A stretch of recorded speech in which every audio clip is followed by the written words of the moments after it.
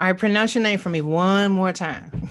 It's Tytannie Harris. Tytannie Harris. Hmm. With a name like Tytannie, this should be an amazing interview. Like already, already we're starting off with an extraordinary circumstance. I've never heard a name like Tytannie. So Nobody else has it. exactly. So that makes you unique in itself. Ms. Harris, thank you so much for agreeing to do my podcast, the Power Perspective Podcast. We've had a chance to speak a little bit briefly about what it is that I'm doing and why I was so attracted to the idea of having you sit down with me. So, first of all, thank you. And Thank I you for was, having me. yes, yes, yes. Trust me, the pleasure is definitely Hmm. all mine. So what I noticed was that well, let's start at the beginning. I actually sent you over a list of questions. You probably haven't had a chance to look over You, them. the first time I did, when you first initially emailed me, I Okay. looked over them. It's fine. I'm sure there are questions I've answered 1,000 times. So I mean, Okay, if, great. unless you're gonna throw me a curveball, then Oh, I try my best in every recording. I try my best to throw a curveball in there just to kind oh wow, of okay, mix it that's up. fine. I'm sure we'll be fine. We'll definitely be fine. So, but yeah, I know that you are super busy with everything that you got going on right now, especially in the pandemic and dealing with mental health and everything. So I know that you're booked and busy. So thank you so Yes. much. Yes, yes. All right. So I guess we'll just dive right into it. So I am sitting here with Miss Tytannie Harris. Miss Tytannie Harris is Hi, a Tanny. Miss Tytannie. Did I not say that right? Tiny. You said tiny. I was talking too fast. I'm sorry. It's okay. I'm messing with you. Okay, let me get Okay. my man right. Okay. No, no, no. This is perfect. This is perfect. Miss Tytannie Harris, you are the founder and the director of TMH Behavioral Services, correct? Yes, I am. Okay, perfect. So, Miss Harris, I see that you do a lot in the community. I see that you basically what it is that TMH Behavioral Services is a service that makes mental care and behavioral that makes psychological services or psychological health services affordable and accessible to people who may have trouble accessing them. Is that correct? It is. Yes. So one of the things that I pride myself on is providing quality mental health services to people who look like me, Quality. who otherwise wouldn't be able to afford our services, which is why TMH Behavioral Services is a private practice and behavioral health clinic.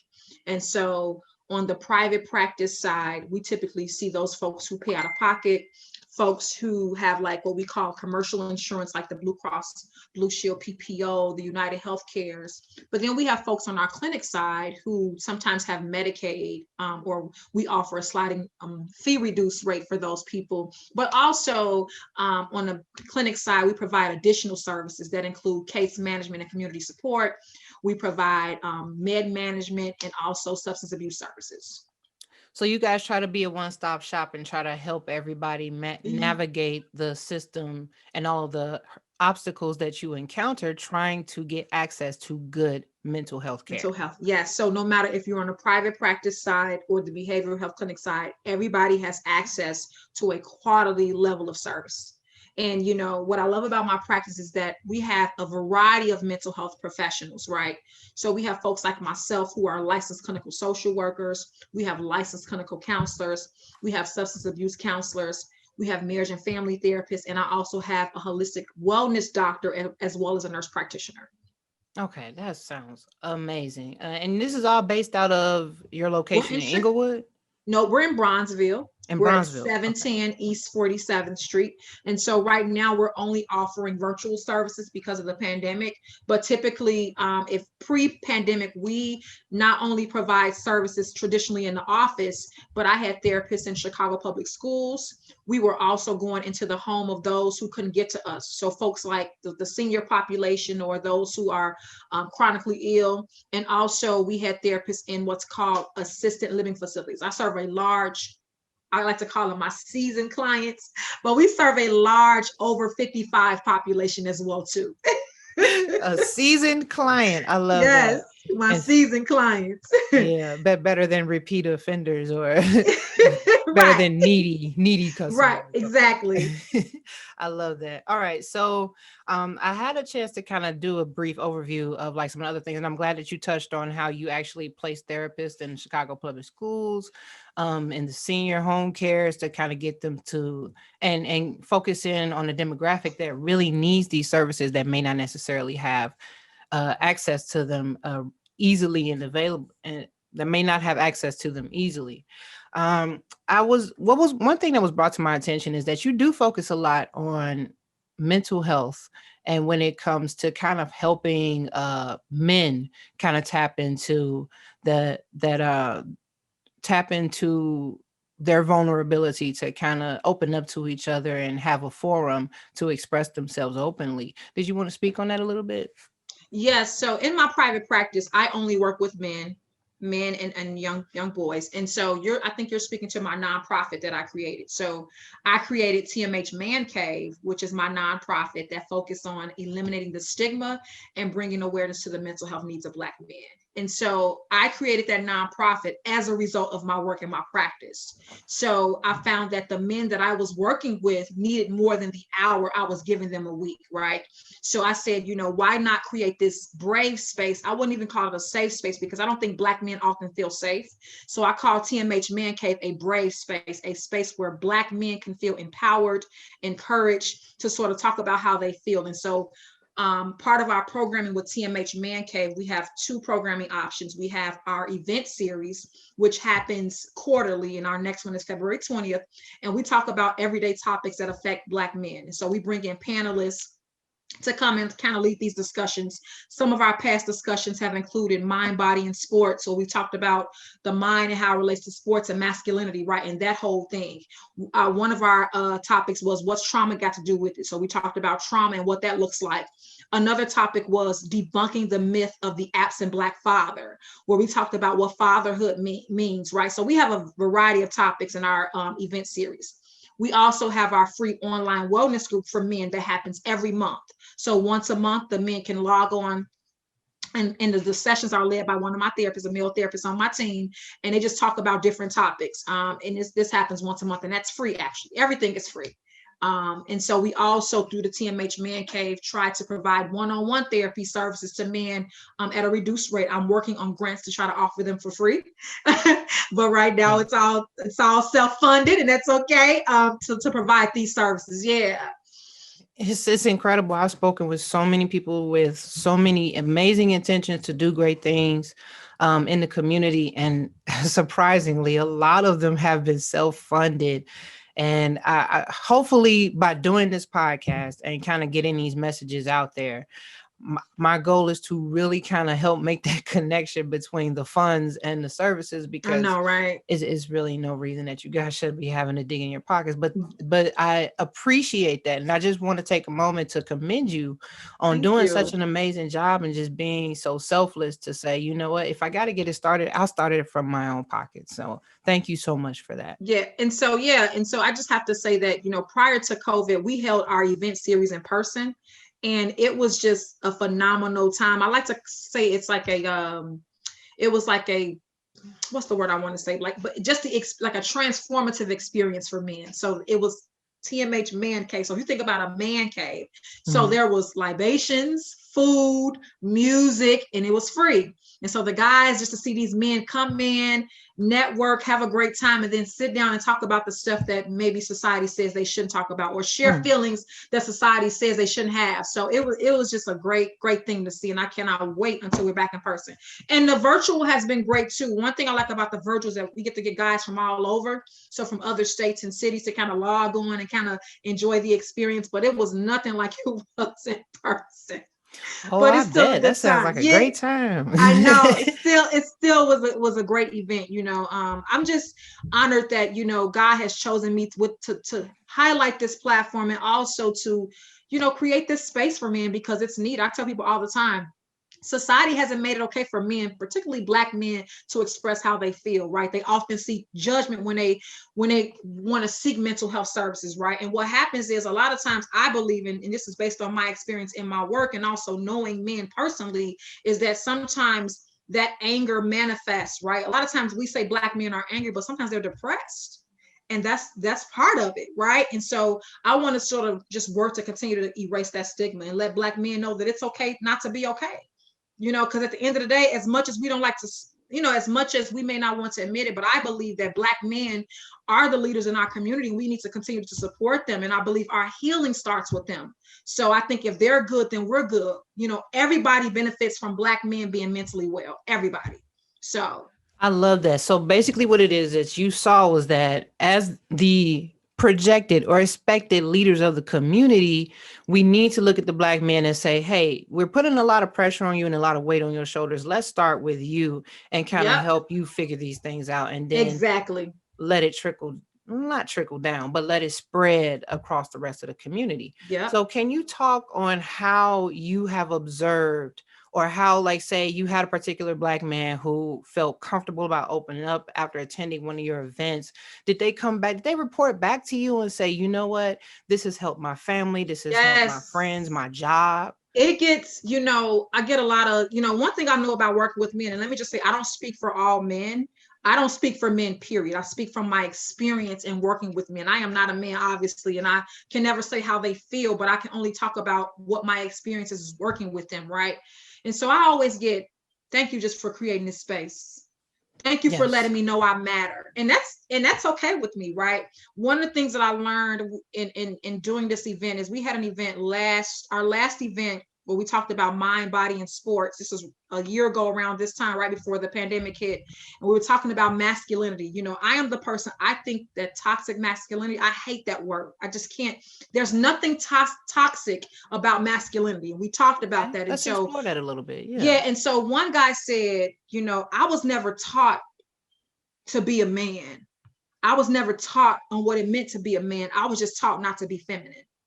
And I thought that was so powerful, because I said, wow, like, okay, so I hear things like that. And it's just been an eye-opening experience. And again, I always tell people, it's not about me, it's about these men and them doing the work. Even my male clients who say, thank you so much for, taking me on this journey and teaching me these coping skills. And I'm like, no, thank you for allowing me to hold the space. You should be proud of yourself for saying, I want to be better for not only myself, because I think self should come first, but for my family and my community and others around me.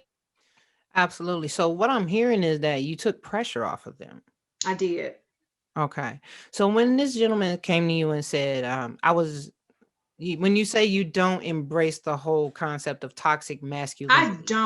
I do not. I get why people say it, but I think we don't think about what that means. There's nothing toxic about a man being masculine, right? I think, and again, I'm not here to argue about it. I just think that we need to think about how words have power, right?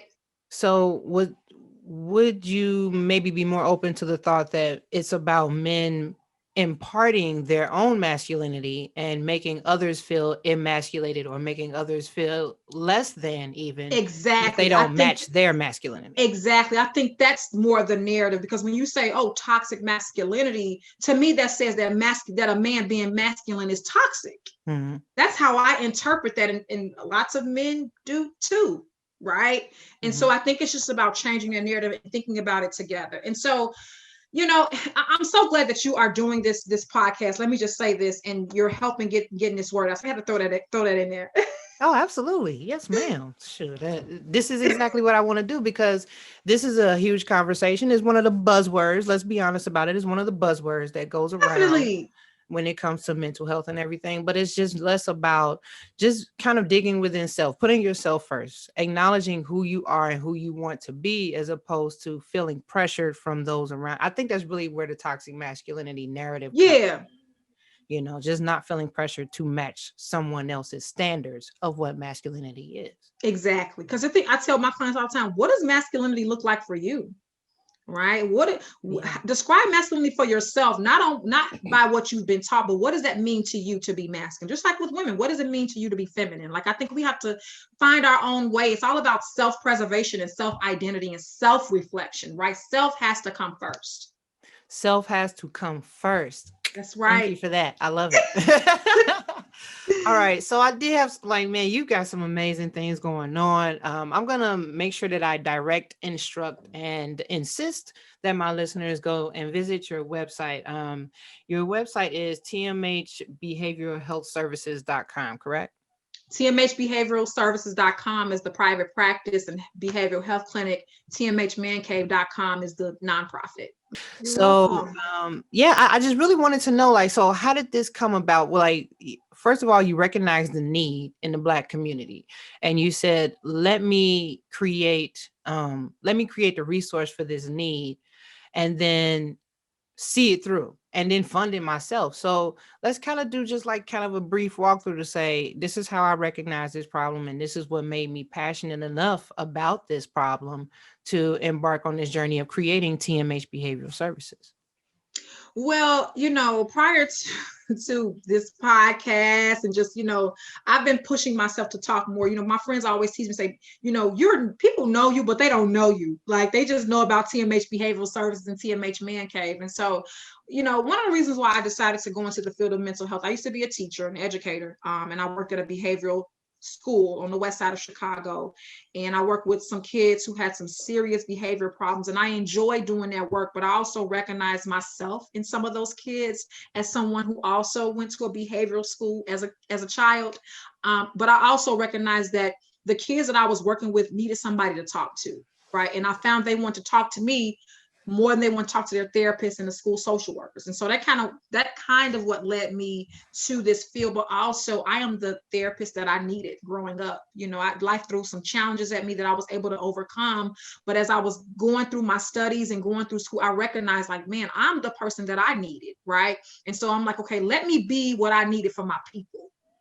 And so that's kind of how I got here. And then when I started to focus on Black men, so I'll go back a little bit. When I first started my practice, I only focused on seniors and kids with behavior problems. And I was a kid with a behavior problem, right? So that was my focus. But then I recognized that more men were calling my office around the time Alton, what is his name? Alton Bell was killed. Am I saying Alton? The guy who was killed it was right around the time like all the police brutality was happening. Like a lot of men were calling my office around that time. And I apologize if I misspoke his name, but like I remember when Philando Castile was murdered, right? That one really hurt.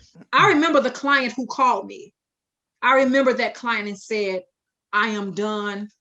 I can't take it. And so I noticed more men were calling my office. I said, I wonder who are these men seeing, right? And so as I was talking to folks in the industry, asking them like, who do you work with? What's your population? Nobody said Black men. Oh.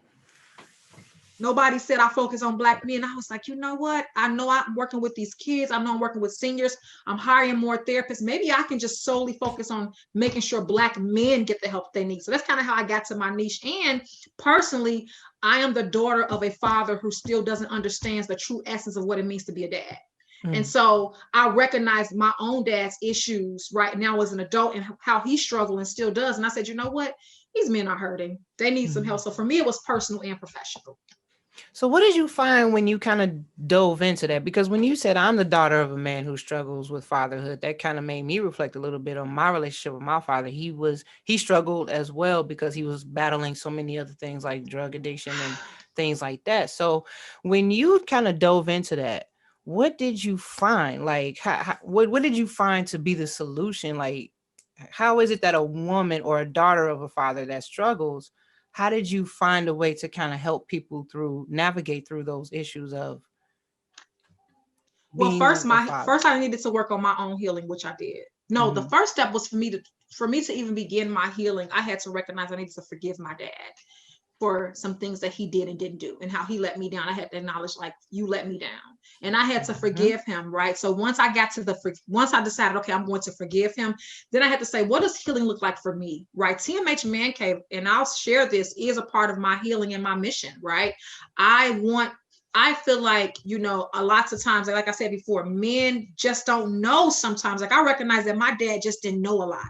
And also it was generational. My dad is in his 60s. Okay. So he grew up in an era where it didn't matter how you felt. Right. And so he couldn't give me something he didn't have. Just what it was, and so part of my healing was forgiving him for not giving me something he just didn't have, and once I got to that, So you were able to kind of tap into that self-healing. Did you find that when you were interviewing these men in this subset and in this demographic, did you find that you kind of had to go back a little bit deeper with things like the war or things like the war on drugs? Like, what were the biggest things that played a factor into their struggles? Okay, so I think when I think about not just my own clients, right, in my personal life and just the men that have come through the TMH Man Cave, a lot of what came up was men who struggle with their own issues with their fathers. And what I mean is, I'll give you a little context. So our first ever TMH Man Cave event series that focused on fatherhood, one of my moderators, shout out to Fred Long, who's the executive director of TMH Man Cave and who's also the moderator for these events. He asked the guys, we had about 35 men in the room. He said, I want you guys to tell me one thing that pains you. He said, everybody in the room has to do this, every man here. And I want to say out of the 35 guys who were there, 33 of them said their fathers not being in their lives. Wow. That their relationship, people talk about women and their daddy issues. Men have them too. And we have to acknowledge that, and that's okay, right? And so lots of men during that conversation said, their fathers not being in their lives. And I thought that was so powerful, because I said, wow, like a lot of times I tell people, if you don't deal with your issues as a child, especially those relational issues with your parents, they will show up in your adult life, specifically in your intimate relationships. Your intimate relationships will reveal some of your struggles each and every time. And so, right, that's why our next event series is focusing on, it's called Removing the Mask. And so we're going to be talking about how society views men, how men view themselves, how they show up in their families, and how they show up in their intimate relationships. And when is that again? That's going to be Saturday, February 20th via Zoom. It's a men's only platform. Sorry, ladies, it's men only. Man, look, I'm trying to sneak. Let me get that code so I can I'll turn my camera off. I just want to be a fly on the wall. I know, right? So, but don't fret though. And I'm glad you brought that up. So as a result of, I get so many emails and messages, why you don't focus on women? We want to know. And I always say this. First, let me just say this. Men don't check for us when we have our events and our conferences. They're not worried about what we do.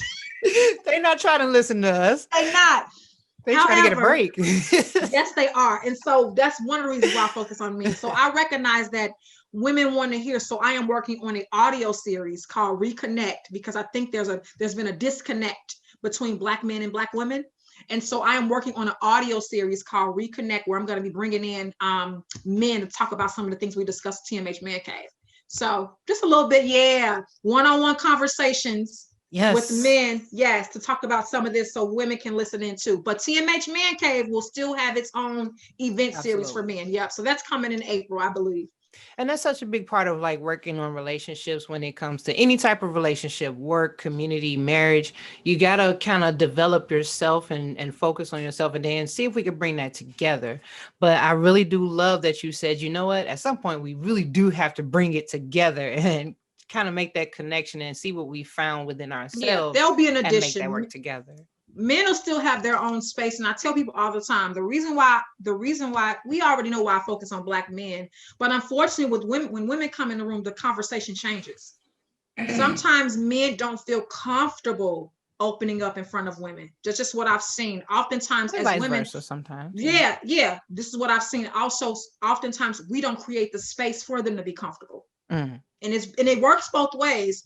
But if I'm talking about, in my experience and what I've seen and some of the feedback I've gotten, this is the reason why. And men just want their own space. Yeah. And I think that's okay. Just like we have our own spaces, right? Think about the women's conferences, women's empowerments, women's this, right? We have those things, right? We really do. Men don't necessarily have that space. So that's where TMH Man Cave comes in. Well, that's amazing. I mean, it sounds like you built something amazing and you're continuing to build something amazing. What's on the horizon for you? So you discussed that you got the Man Cave coming up on the 20th, and you've got things in the works for women as well. Yeah. But ultimately, what is your vision for Tytannie Harris as a professional, for TMH as a service and as a brand? What's in the future for you? That's such a loaded question, and Okay, sorry. but it's okay. I told you I try. I know, and what's so crazy is I've been asked that question 2 times in the last week by people, and my answer is I just want to keep doing God's work. I don't know what that looks like for me in terms of long term. I just know that I want to focus on the healing of my people, if I can be honest. Right? Yes, my focus is Black men, but I'm about the overall mental health of people who look like me, which is why I created Tmh Behavioral Services. I would like for Tmh Behavioral Services to be the go-to mental health service provider here in Chicago, here in Illinois, right? Just because I believe we provide a quality level of service that you won't get anywhere else. I really believe that. It's so funny when folks call my office and they say, I know I can't see Miss Harris, but is the other therapist Black? And my intake coordinator is like, everybody's Black. Because yes, people thank you. And here's the thing, less than 4% of psychologists and mental health professionals are Black in the US. It's a small percentage. Less than 4%. We're a small number, right? We're small numbers. So I think that's important. I want to, and although the Black experience is not monolithic, especially during this time, people just feel more comfortable sitting across from someone who looks like them when they talk about some of their struggles. Absolutely. Especially now with us dealing with this race-based trauma. We like to call it just basically trauma. It's race-based trauma we're dealing with now, which is different than other traumas. And it's important to be able to sit across from someone who can relate, because, it's something you can't take off at the end of the day. Miss Tytannie, thank you so much for your time. Thank you for having me. This was truly a pleasure. But I will squeeze in this one last question that I really feel like is really valuable. At the end of the day, TMH is something great that you built. Is that what you want your legacy to be? Or if it's something different, what do you want people to think of and remember you by when it's all said and done? What do you want your legacy to be? That I cared about the psychological, social, and emotional well-being of my people at the end of the day. And I did everything in my power to make sure that we had quality mental health services, and that I just care, and that I knew, and I care about people. I care about people's well-being at the end of the day. I do, especially the well-being of Black men, but Black people in general. I do the psychological, social, and emotional well-being of others. And that's my mission. And I'll continue to do this work as long as God will have me on this earth. Yes, ma'am. Thank you again. Where can we find you? So I am on all social media platforms at Tmh Man Cave. At Tmh Man Cave. Twitter, Facebook, Instagram, Tmh Man Cave. Yep. That's where your listeners can find me. They'll find information about my practice. If someone is in need of services, they'll find information about the Tmh Man Cave. If guys are interested in joining my Tmh Man Cave Facebook group, just type in Tmh Man Cave on Facebook. If folks are interested in just being on our email list, info@tmhmancave.com is the email address. That is perfect. Miss Tytannie, can you please, when everything calms down and you're not so in demand, will you please come back and sit down with me for just a little bit longer? We're connected now. Let me know. Just reach out to me and say, hey, I want to bring you back. This is what I want to talk about. I'm open. I love what you're doing. I'm inspired by you. I'm sitting here like, is this what I'm going to be doing? Oh, are you serious? Just me? Just a little old me. Okay. I'm inspired by you. I'm it's so crazy. I know I have all this wealth of knowledge and I'm so grateful, but stuff like this makes me nervous. I can say that, but I push myself to do it. Yeah. So I'm sitting here watching you she's so dope. Look at her. I love it, which is why I want to support you. I believe in supporting us. I do. I'm just pro-Black. I am. So when you reached out, I was like, I definitely want to do it. I know Roger referred me, so he'll tell you I'm big on follow-up. So I'm like, I can be on your show. Just let me know when. Let's do it. Yes, beyond gracious. And I'm not going to take up any more of the time that you use to provide these very vital services to these people that's waiting on you. So thank you again, and you have a wonderful rest of your day. Thank you for having me. Be well, be safe. Talk to you soon. Bye-bye. Okay, bye-bye. Thank you once again to Miss Tytannie Harris for coming by and sharing her perspective with me and with my listeners today. More importantly, thank you for making us aware of what you have going on over there at Tmh Behavioral Services, aka Tmh Man Cave. Once again, guys, that's happening on February 20th. That's her next virtual man cave. The link is in the description. Please click on it and just witness some amazing and powerful conversation that's being had amongst some incredible Black men of the community.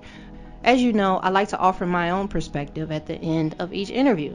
This one's tricky. How do you offer perspective about being a Black man or being emotionally vulnerable as a Black man when I'm not a Black man? But what it did make me do is just reflect on my own relationships that I have with the Black men in my life.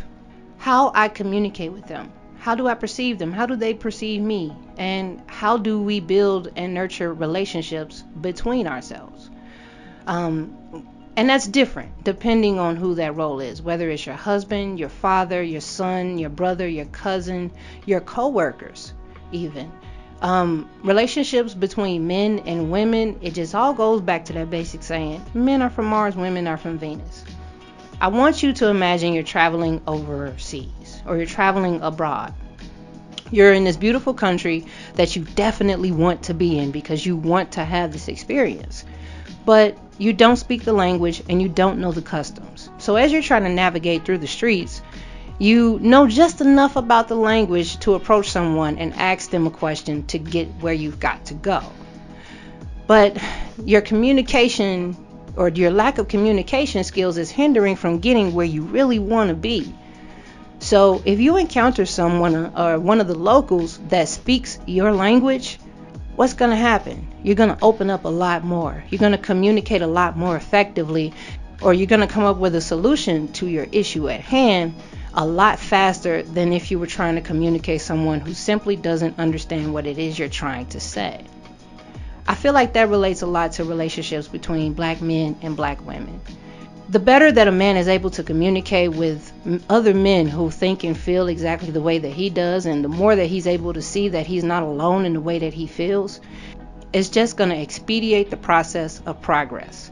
And not just with Black men, with Black women as well.